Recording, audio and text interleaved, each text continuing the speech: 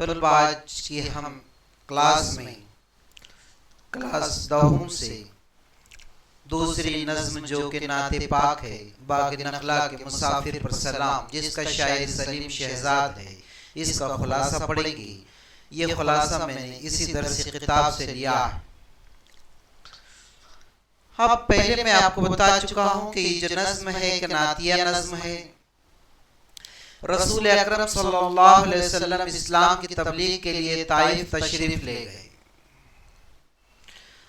اللہ تبارک و تعالیٰ نے حضور پاک صلی اللہ علیہ وسلم کو نبوت کے لیے آخری نبی اور پیغمبر منتخب کیا، تو اللہ کی وحدانیت دین کی تعلیم کے لیے حضور پاک صلی اللہ علیہ وسلم جو ہے طائف گئے۔ وہاں کے لوگوں نے آپ صلی اللہ علیہ وسلم کی باتیں نہیں سنی، آپ صلی اللہ علیہ وسلم کی باتیں نہیں مانی، آپ صلی اللہ علیہ وسلم کی قدر نہیں کی، اور انہوں نے آوارہ لڑکوں سے کہا کہ آپ صلی اللہ علیہ وسلم کو بستی سے نکال دے۔ طائف کے لوگوں نے بات تو نہیں سنی، قدر تو نہیں کی، بلکہ وہاں کے آوارہ لڑکوں کو محمد صلی اللہ علیہ وسلم کے پیچھے لگا دیا، انہیں پریشان کرنے کو کہا، ان کو دکھ اور تکلیف پہنچانے کو کہا، اور محمد صلی اللہ علیہ وسلم کو بستی سے نکالنے کے لیے کہا۔ اس وقت سخت دھوپ کا عالم تھا۔ آپ جانتے ہیں کہ اس سخت دھوپ میں اس طریقے کی تکلیف پہنچے جو کہ جسمانی بھی ہو اور دماغی بھی ہو تو کیسا لگتا ہے، اور ہر طرف گرم ریت پھیلی ہوئی تھی۔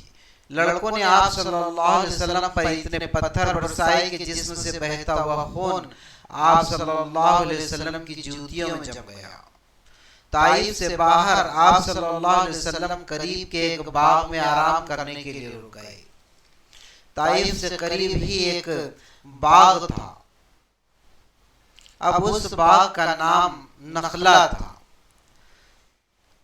اسی لیے ہم دیکھیں اس کے اندر کے باغ نخلا کے مسافر پر سلام۔ حضور صلی اللہ علیہ وسلم جو ہے اس نخلا میں کچھ دیر کے لیے جو ہے رکے۔ یہاں اللہ کے حکم سے پہاڑوں کے فرشتوں نے آپ صلی اللہ علیہ وسلم کے سامنے آ کر کہا کہ حضور صلی اللہ علیہ وسلم اگر آپ حکم دیں تو طائف کے پہاڑوں کے بیچ دبا دیا جائے۔